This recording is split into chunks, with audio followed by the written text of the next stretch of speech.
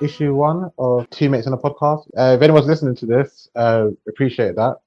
It's just a weekly podcast of me and my friend Matt.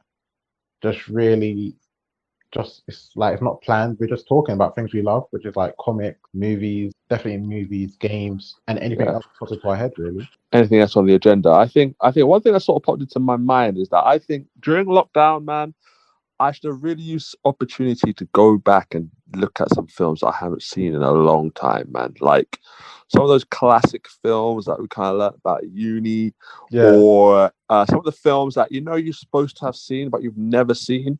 And I'm thinking actually maybe in some other episodes or anything like that, we should do like a little segment where we talk about some of the films that we should have seen but haven't seen but have now seen because of lockdown. Okay, well that's good you say that because recently I've been taking a trip down to memory lane and I've been flipping it. Where have you ended up? So I started rewatching the Matrix trilogy. Oh, do you know what? So they did a reissue of that. I think a couple of months ago. It was definitely before lockdown. I think it might have been last year now. Actually, it was like maybe celebrating like an anniversary or something. Oh. And I went to the cinema to watch it, and it was the Matrix, the first one. So good, man. I'd forgotten how good that film was. The first one was amazing. There's other two, I don't know where it went.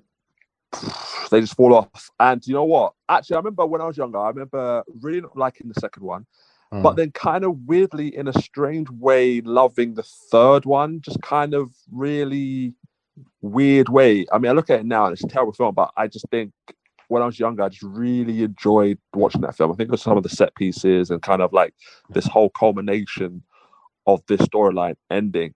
And obviously, we've got Matrix 4 coming up, haven't we, as well? So the second one, I like yourself. I wasn't really a fan of it growing up. The first one, I loved it. The third one, I got so hyped about it. The third one, in the scene where he's fighting all the Mr. Smiths, I loved that scene so much. I was like, he was like a superhero, and his coat was the cape.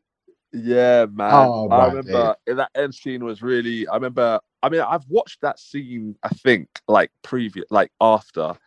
I mean, not recently, but definitely into my older years, and I'm not sure whether that scene holds up much now. I don't think I can't really remember it. I can't really remember being as excited when I was younger, but yeah, man, I think it's a bit of an odd one. That one. I've noticed watching The Matrix and then going back to other films. Like the films nowadays, you have like a fight scene and it moves quickly to another.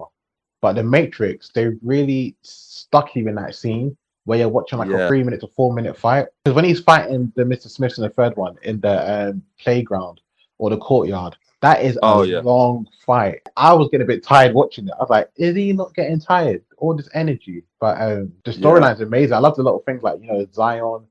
And actually rewatching The Matrix, I actually that's a very multicultural cast they had, and I loved it. I think when I was watching it, I was like, the characters in it, like they felt like there was no between the the whites, the blacks, and stuff like that. They felt like there was no hierarchy. They all respected each other.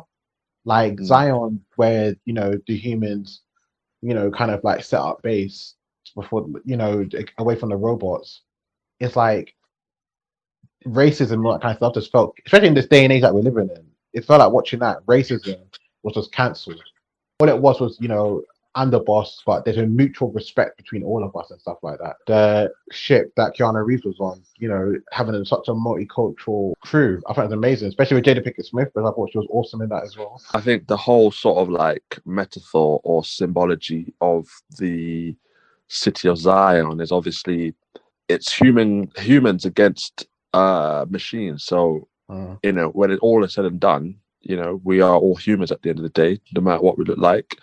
And I think that's why I guess it was written that or casted that these people had to be kind of from all walks of life, because obviously it was the last city of the human race against the machines.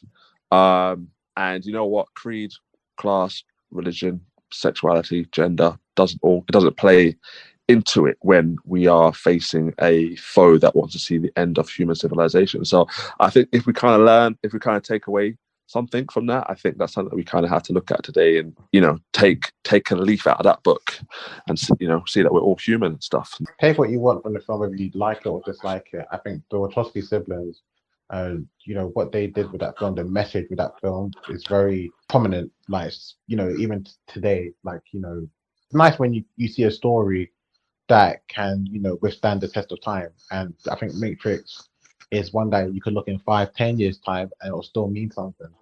So yeah. Yeah, for sure. And what I've been doing this week is looking at like Marvel Studios. Like I'm itching to watch some Marvel Studios film or something. They dropped a WandaVision TV show trailer. WandaVision, yeah. So I did watch it, yeah. I literally don't know anything about it. And I think I kind of like that. I kind of want to have a little bit of ignorance kind of going into it. Don't want to know too much. I think a lot of the time, when I go and watch a film or a project or anything like that, I kind of know quite a lot of stuff going into it, which kind of takes away some of the surprise elements. So I hope they kind of keep plot details and sort of scenes kind of to a minimum, so that when I go into it, I kind of expecting and kind of just go along with the ride. I think that's what I'm kind of hoping. But yeah, from what I've seen, I don't really know what it's about. I don't know what the plot is. The plot seems very sort of convoluted kinds of, but it looks good. It looks interesting. I'm excited for it. Reading my comics, going back to my comics lately, especially during lockdown. Writer Tom King, a really good writer, he wrote a book called Little Worse Than a Man. It was like Vision wanting some kind of normality into normal life, and he himself creating like an android family. So I feel like watching the trailer, I feel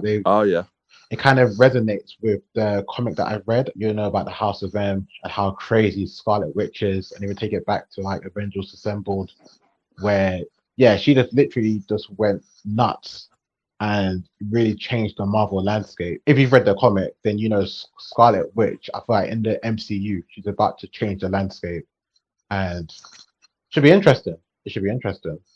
Yeah, man. Yeah, a lot of these Marvel projects kind of time to kind of see them in action now, isn't it? Like, you know, obviously we've had the first glimpse of WandaVision. Obviously Loki's been talked about for a while. And I did hear some news drop. I don't know how true it is, but I did hear some news drop, I think yesterday even, man, about Fury getting his own Disney series. That's really exciting. I'm really excited for that. Yeah, man. I'm kind of enjoying the fact that, you know, even after kind of like 10 years of sort of this chronology of Marvel, that we're still kind of, that these actors are still interested in playing these roles, man, and kind of keeping that whole continuity going. I mean, for me, that's something that's quite interesting, and I quite like that, man. I've always been a big fan of the sort of continuity of these storylines, because it embeds emotion, you know. When we saw the last battle and Avengers Endgame, I'm not sure it would have paid off as well had we had a constant change of these actors. So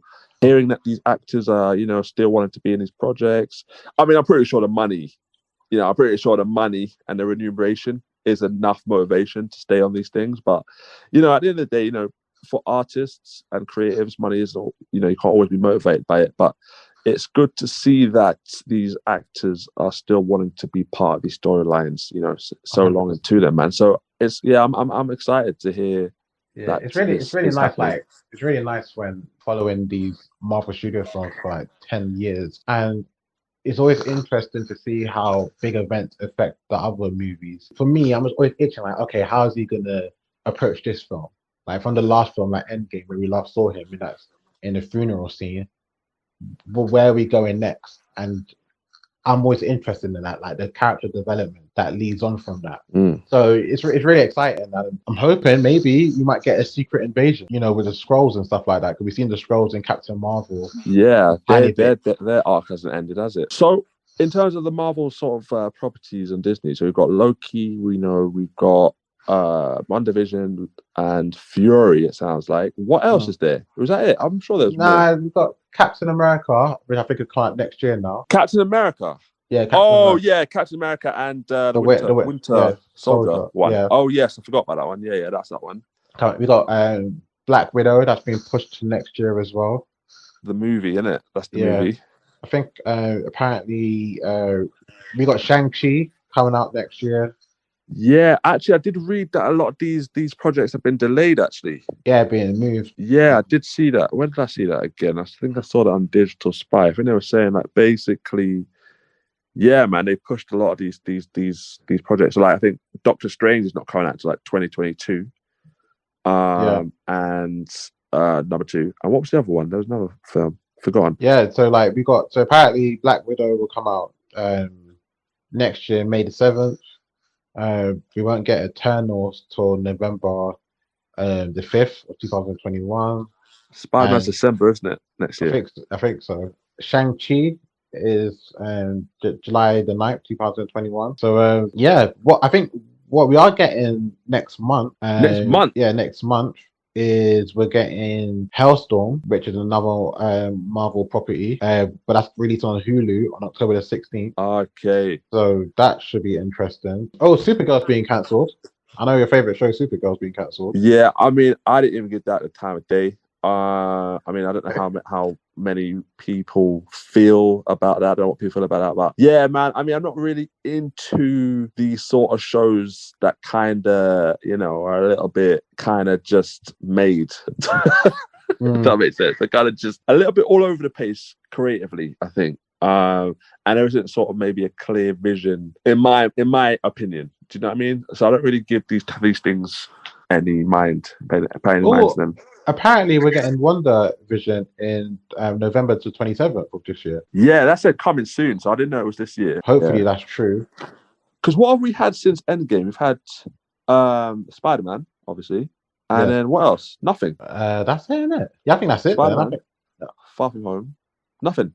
Yeah, I think that's it. Maybe because of this whole lockdown thing, timing's just sort of feeling a little bit more separated. But yeah, that's a shock. Well, yeah, we definitely something this year.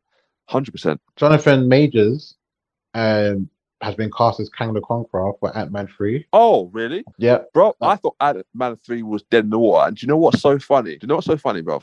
So I know we've had our conversation in the past about Ant-Man and how we kind of feel maybe it's a bit of a weak link. I don't know. I mean, yeah. I mean, let's be honest. Like we've spoken about that in the past about kind of how we felt about it. But I watched this. I watched this YouTube guy, and he kind of watches Marvel films and other films now. But mostly Marvel films, where he kind of watches them in half speed or 0.25 speed. I have been watching him as well.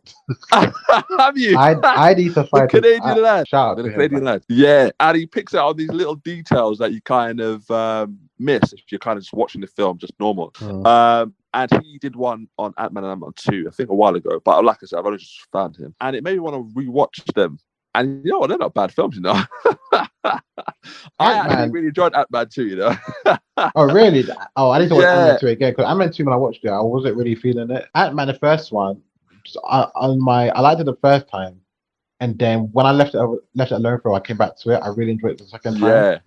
But I'm really excited to see, where this is going with Ant-Man 3 with Kang the Conqueror. Interesting villain in the Marvel universe. So I'm really interested to see. Yeah, man. I'd love to be a fly on the wall and see like what they're preparing for the next 5 years.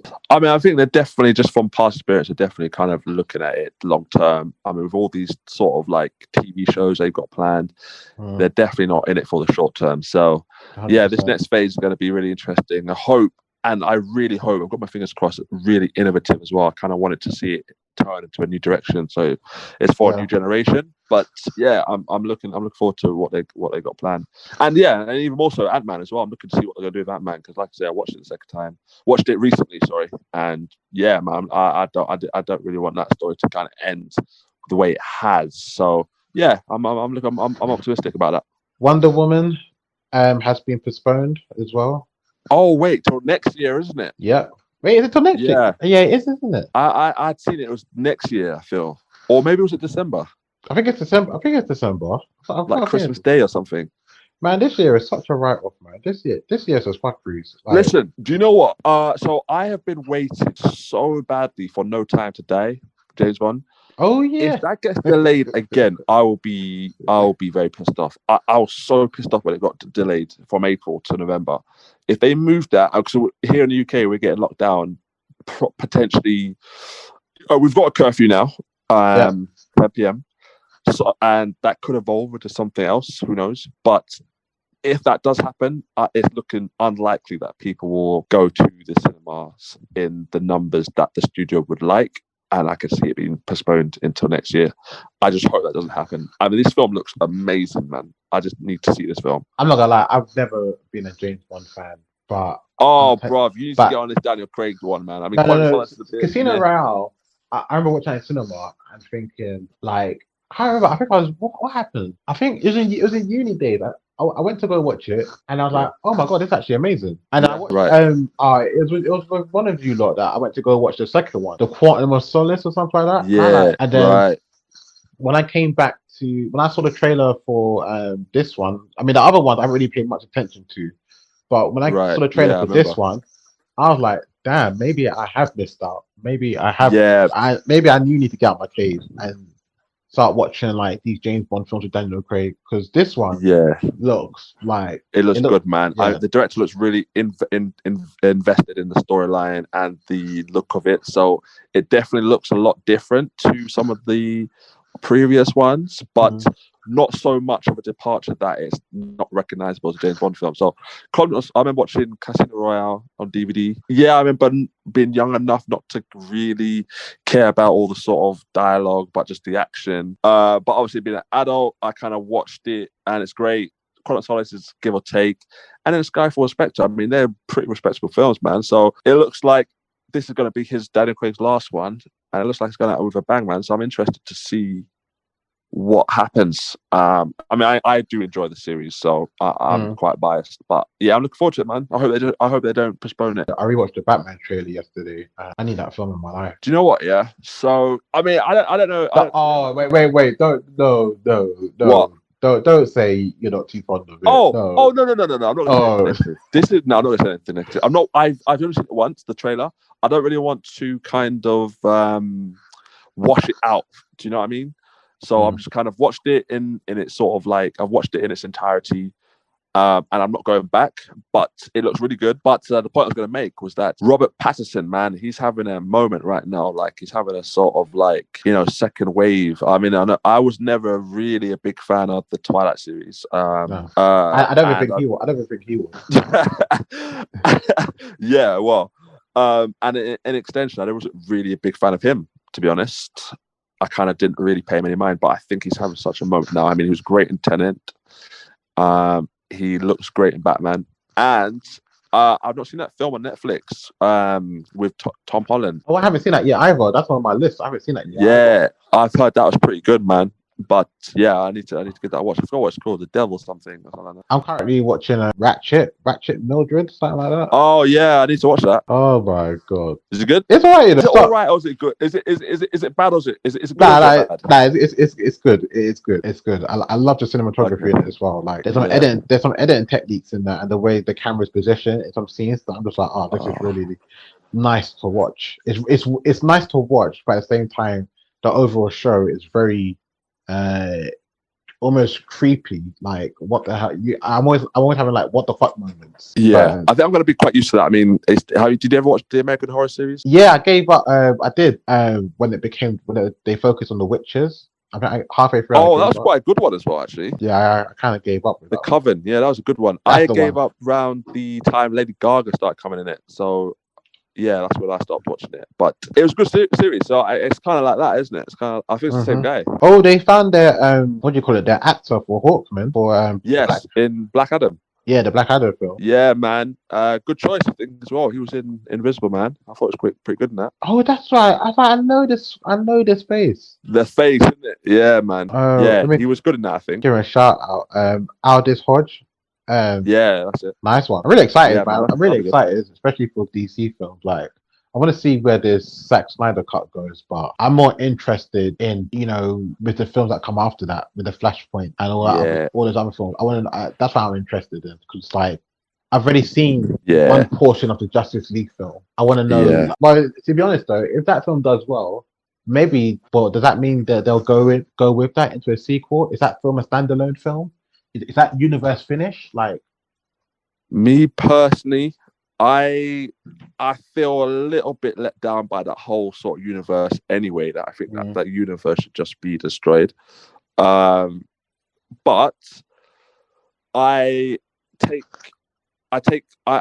optimistic at other people's optimism about the redemption the Zack Snyder cut is going to do to the Justice League. But me personally, I'm not convinced that it's going to do anything. And quite honestly, I don't know if I could put myself into that headspace where I'm revisiting these characters that I didn't really feel much for anyway, just because of the letdown of it. And I'm not sure how much some additional things is going to save something like that. But I guess we can only see. I mean, I'll be the first one to watch it on HBO Max, and yeah, I don't know, man. I'm not convinced as most people are, but I am optimistic that it could be interesting. So we'll see. Yeah, we'll see. I'm just interested. If they are going to kill that universe, I hope they do it in an interesting, gracefully way, not like some kind of like, oh, this world has disappeared and we're not going to explain how it happened. So, Yeah. yeah, we'll see how it goes. And congratulations to John Cena. His Oh yeah. getting his own HBO Max series based on Yeah. the from the Suicide film that hasn't even come out yet. So that's interesting. There's a lot of content being announced for these streaming services. Like it's like the It's a streaming streaming war, bro. yeah, It's a streaming war. they're really gearing up. It's what Disney's had in the UK anyway has had just under a year, whereas in America and other places it's had maybe just coming up to a year to really get ahead of its competitors in the space. So I can imagine, like, HBO is definitely just trying to get as much stuff on there just to get people over. And you know what? I think I probably will join it for the first year, depending on what its offering is.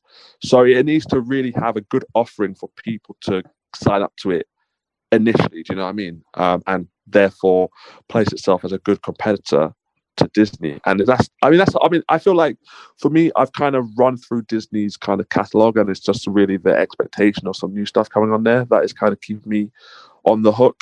But yeah, man, we'll have to see. But yeah, I think there's a lot. I think HBO has a lot of shows in its catalog anyway that actually warrants a sign up. So we should yeah, that should be interesting. I really hope Disney really comes with some new content because we can't live in a fantasy world that everybody's a Disney fan. We need new content. Like it's all good having the classics there, like Lion King and stuff like that. But with there's new people every day and stuff like that. We need you need new content. And I understand it's hard. So I'm really hoping, hopefully this coronavirus like bloody disappears, whatever, and we can get back into making like great films, great shows, and we can really get the content that we're paying for on these streaming services. Yeah. So people nowadays are super into like binge watching stuff and like kind of following a story. HBO has a lot of that, like in their catalog, like Game of Thrones, Sopranos, all of that sort of stuff, The Wire, everything. So they're I think their platform is definitely going to have like a lot of the TV shows that were like nominated for Emmys and stuff on their catalog, which will make it a massive contender for Disney, I think. Where Disney has like films and sort of stuff like that, that is kind of embedded in our childhoods. But yeah, man, we'll see, innit? We'll see. HBO, they need to be given their flowers. I mean, does anyone ever talk about the amazing content HBO has brought out? Like Euphoria, and he won an award. Zendaya, congrats. And yeah, man, youngest girl, the Outsider. Sopranos, like you said, like so many great series have come from HBO. The content, the quality as well. HBO, I feel like, is a platform where they have shown so many different diverse stories, and I just hope they keep it up. Top Boy, that's back in the work. That's filming now. That is filming now, man. Top Boy. Yeah, man, I look forward to it. I mean, I don't know, man. To be honest, I just take it as it comes. I don't know. I'm not really anticipating any storylines or sort of any character developments. I just think once it comes and once it drops, it'll just be interesting to watch it. Do you know what I mean? I don't know what really. Yeah, no, I'm excited for Top Boy because, like, the way it ended, season 2, I'm really excited to see how it develops. And I think season 2 is really well written, and the actors all did a great job. So I'm really seeing to see, how the aftermath, of Kano's character Sully, moving away for Deshane, how that develops into season 3, how that goes about. friends. Because they started off as friends, and then we kind of became enemies, and then you know Kano, kind of being a kind of like father figure in the second season and stuff like that, and seeing things differently. I'm just really interested and into where it's gonna go. I'm kind of hoping that off the back of this, that a lot of the younger guys in it will just have a flourishing career from it, man. I think a lot of Yeah, talent, yes. especially black talent from the UK, Hmm. are just doing bits, man. John Boyega in Star Wars, Daniel Kaluuya in Get Out, and upcoming projects as well. So yeah, I think Top Boy is definitely kind of. I remember there was a time when I think last year or the year before, it might have been last year, where Top Boy came out, and a lot of the American audience was jumping on it, and were kind of seeing Yeah. a culture from the UK that they had never been seen before. And I'm hoping that that attention and those eyes will kind of bring some of those talent to wider and more international projects, man. I'm hoping that they can make that transfer. So I'm really looking up to see what it would do for some of the younger guys next. They're amazing. I really hope that it does, kind of like transcend these people's careers where they go further and stuff like that. 'Cause I think everyone in the last season did such a great job, and it's always nice when you're seeing, people that look like you, may talk like you, and stuff like that, really putting their all into something and really getting their blessings, their well deserved. So I hope it Yeah, continues, and I don't know for sure. I think when Top Boy are casting for actors, all they ask sometimes is just like, oh, just send us like a video of yourself, and are you this age? Da, da, da, da. And for I think for a lot of shows, for some shows as well, you don't really get that kind of opportunity. For them to like yeah, pick, kind of like that opportunity where you can one day be working in Tesco's, next yeah, day you might be in Top Boy. That's a nice door in. That's a nice way in. And sometimes you're not gonna find your best actors in these acting schools. You're gonna find them, like I said, in Tesco's or down the street or something like that. I mean, sure. Quentin Tarantino never went to film school. One of the best film directors. So like, there's talent everywhere. I'm hoping that with Top Boy we'll see more and more diverse shows where it's not a surprise, it's a normality where it just becomes normal. Yeah, definitely So yeah, agree. good stuff, man. Are you getting the PS5 when it drops in November? I mean, if meme culture is anything to go by, the girl really should be getting that. To be honest, so I'm just gonna sit back and watch and wait. Just joking, just joking. Am I gonna get the PS5? Ooh, tough one. Yes, probably.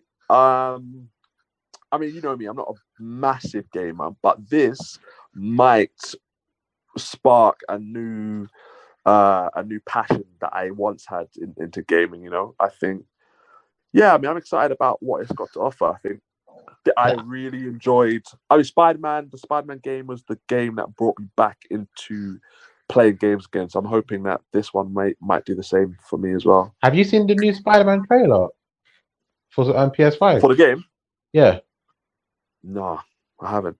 I beg you, watch the trailer and watch the gameplay. That looks amazing. I need to Yeah, be, I need to get a PS5 just so I can save that for something like Christmas Day or something like that. Because, my days, it's beautiful. It I saw the is. gameplay got dropped, but I didn't watch it. No, it's amazing. I'm really looking forward to the PS5 because they've got some games coming out on there. What I don't like though is that, like, so you can get so I think some games you can get on PlayStation 5, but the same game that's on PlayStation 5, you can get them on PS4. So it's Yeah, almost like, why am I getting a PS5 then? Like, yeah, shouldn't these be, just PlayStation 5 and that's it? Or why is it now that my control pads can't work for PS5, but the same game yeah, that come on PS5 is coming out on PS4? yeah, yeah, Kind of yeah, yeah. the It all Xbox was seems a bit. the Xbox was interesting, but I've never played an Xbox, so Yeah, never been Xbox Live, man. Don't plan to start now, to be honest. But yeah. But yeah, I know they bought Bethesda for, I think it was 7 billion, 7 million, 7 something. How much? Let me do my Googles. mental. They bought Bethesda for yeah, for 7.5 billion. That is crazy. Yeah, man, mental, That is mental. crazy. The fact that people that have this money just sitting there. Yeah. Yeah, man, Imagine having crazy. imagine buying something for 7.5 billion and still haven't changed over, still haven't changed to to carry on doing what you're doing. That's mental. Yeah, yeah, yeah. That's money, Different money. levels. That's money, money. I saw a picture. You know how so we did a podcast before, but silly me forgot to press record. Yes, what can you do? But in the last podcast we talked about seeing Tenant and how Travis Scott made us I think a song for the official movie.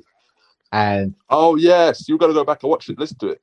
yeah, so I went back and listened to it and I loved it. But what's even You more know, crazy so funny. what's even more crazy is that well what I did is that I played the soundtrack.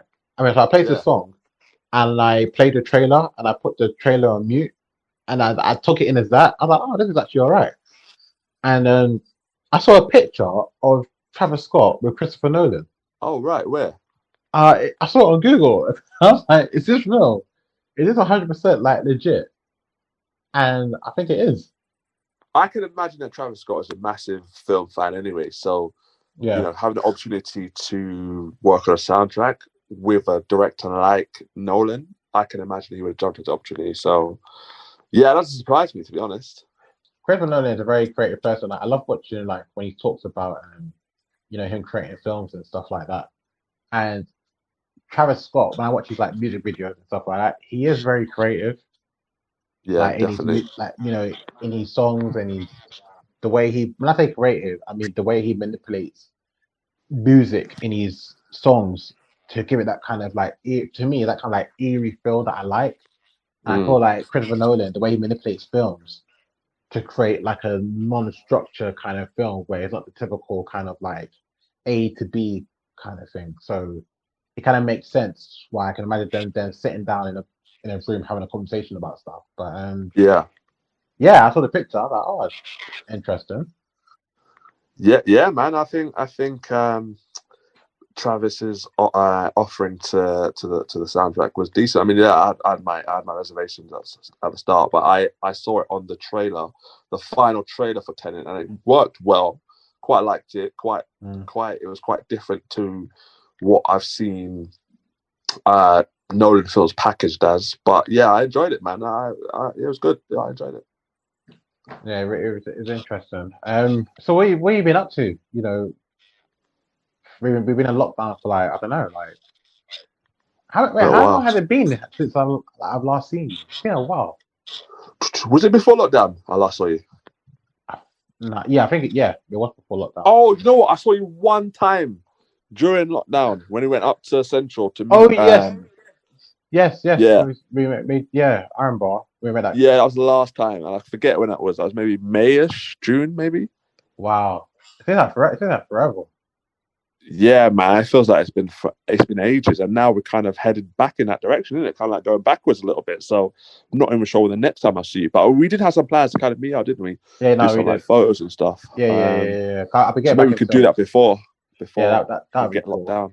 That'd be cool. But I'll be yeah, what have I been up to? I've been up to. I mean, I've just been working. To be honest, man, I feel like I've actually kind of gone out and ventured to the cinema. So obviously, I saw Tenet, and hmm I saw the first film I saw was Unhinged with Russell Crowe, which was a very strange film to go back to the cinemas with, but it was enjoyable enough to kind of justify me going out. But yeah, I mean that's kind of what I've been doing. I have tried to venture out into the cinema. I've seen a few films. And I'm just hoping that it does stay like that. I mean, I don't want the cinemas to go away again if we do go down for another lockdown. But obviously, if it's for safety reasons, then I understand. But yeah, man, those months without the cinema, bro, it was very strange. If it felt because I go to the cinema all the time, so Yeah, same. having that go was quite odd. But I got quite used to it, and then going back it did feel like there was something missing. So Yeah, I'm glad that they're open and that they can do them according to COVID guidelines. But who knows what's going to happen, man? I'm worried. I'm worried about the future of film. Yeah, Um, because for me, like like it's like well, we know, like I go to cinemas a lot, and back in our uni days, we was always going to cinemas. But so during lockdown, it there was that feeling that man, I used to love like picking myself up and going to the cinemas. Anytime that I wanted, sometimes by myself, just sitting down watching a film, and then not being able to do that lot during lockdown was like, ah, that's a bit shit. But then, yeah, when lockdown started to ease, and then we could start going back to the cinema, it felt so weird for me because I was so used to being in my bubble at home that when I yeah. was going out and then like sitting in the cinema, I felt kind of uncomfortable because I was seeing people about their masks and stuff like that.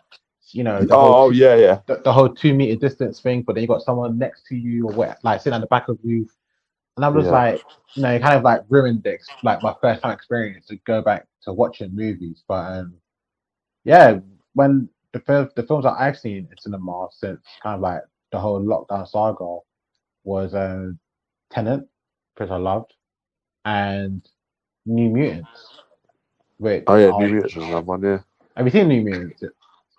yeah. I did see that. Oh my God, what did you think of it? What Excuse did me. you think? Sorry. What what did you think of New Mutants? Oh boy. You know what? I really wanted to like that film. You know what? I didn't think it was as bad as you thought, to be honest. I know we had the conversation because I had watched it when you told me. I Yeah. didn't think it was as bad. I didn't mind it too much. I don't think it was as bad as Fantastic Four. Um, but it was just a little bit. I felt like it was lacking something. Like that, it just wasn't. It didn't feel complete. Um, if that makes sense. Hmm. Yeah, I just felt like there was just like a little bit missing from that film, and that was really my only issue with it, to be honest. I mean, it was maybe a little bit boring in places, but yeah, I didn't mind it for the most part. Yeah, for me, when I think back on it had potential. It had great potential. Kids stuck in a kind of like hospital asylum. For the most part, it just like I don't know, like it's supposed to be kind of like a new direction in genre for this kind of superhero franchise, whatever. But I kind of like with the smiley face, whatever the hell you call those people, whatever. But Yeah, the leather pants and that kind of nonsense, whatever. yeah, Yeah, there's a bit, there's a few ooh ah moments, whatever. But for the most part, it's like, what the hell is this nonsense?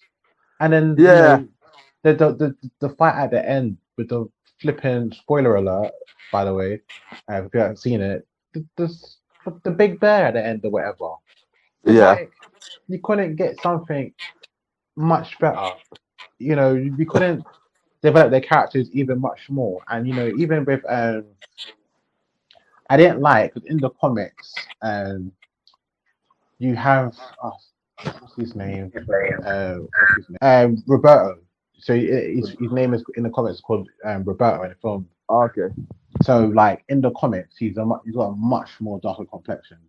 But okay. this I see one, I this. I always feel didn't like know that. he's just almost whitewashed almost. And then the doctor that's looking after them. If you just Google Cecilia Reeves or whatever, the comic version, it's Oh a yeah, total different. They looks nothing like her whatsoever. really. It's like just like another whitewash. Yeah, man, I could take it or leave it. I could have just watched it on a streaming services and then just enjoyed it all the same at home. I think with the cinema experiences, you kind of go to the cinema for to have that elevation to a film, and I think I didn't. I don't think New Mutants needed it, but like I said, man, I didn't mind it. I could have taken it or leave it, to be honest. Yeah, Tenet, that film, uh, like I don't know. There's something about Nolan, but I just love the way he approaches films. Yeah, It's just so different. It's not the like I said, it's not the kind of like, oh, I'm gonna take you on a journey, but a journey that we need to get to. It's got a lot of twists and turns in it. And like yeah, the audience, you're kind of like it's like the old films where, as an audience, instead of being given the story, you're kind of unraveling the story along with the yeah, character as well. So you know as much as the character knows, and I think I love that about Nolan. I love that about Nolan's films. yeah. So Yeah, I love Tenet. I love the. I would love to kind of like just hear from him about where that I kind of like where that idea came from of okay, we're gonna tell this kind of like spy film. Is it a spy? Would you call it a spy film? Yeah, I think he described it as Yeah, spy espionage kind of film. I mean, the character, the protagonist is basically James Bond. You know what I mean? Like, down to the suits and down to the kind of yeah, hand you're to hand right. Yeah, combat. So but say it in a way that okay, we're gonna say it like this, but yeah. we're gonna mess around. I tell you what, Christopher Nolan is fucking Kang. They should cast Christopher Nolan as the flipping Kang or whatever, because or Kang's counterpart called I think it's called the Immortal Time Lord or something like that. Because in all of his films, his auto theory is flipping him messing around with time.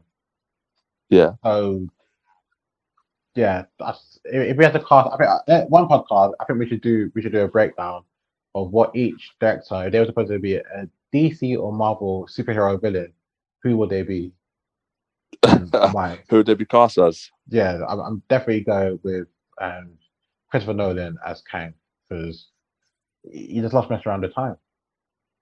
Yeah, man, I think he definitely likes to kind of get a concept, a normal sort of concept that maybe the average director or writer would just sort of do quite simply. So, like, this whole espionage idea, and then Mm, completely flipping it on his head with a sort of time travel or time inversion twist, if you like. yeah. And then, what's that film called? The Prestige. Just a group of magicians, competing magicians, but then elevating it again with this sort of psychological, deep rooted cloning storyline as well. I Hmm. think for me, Tenet Man is one of them films. I mean, I'm honestly, I'm still thinking about the physics of that film today, Yes. and I've seen it like 3 weeks ago, and I'm still sort of like unraveling it. I've seen it again. I've seen it once more, in IMAX, and I think it definitely needs another watch. I'm going to give it another watch, but I'm still really just reading from what I watched, man. Like, Mm. that film is absolutely bonkers, mate. Like, honestly, it just went on a complete ride with that whole script. It was a complete journey. He definitely, I've seen him talk about kind of what he wanted people to feel when watching it, and he definitely did that for me. I know that it's been sort of like, I think Tenet is maybe one of Nolan's most split films. I think it split a lot of people.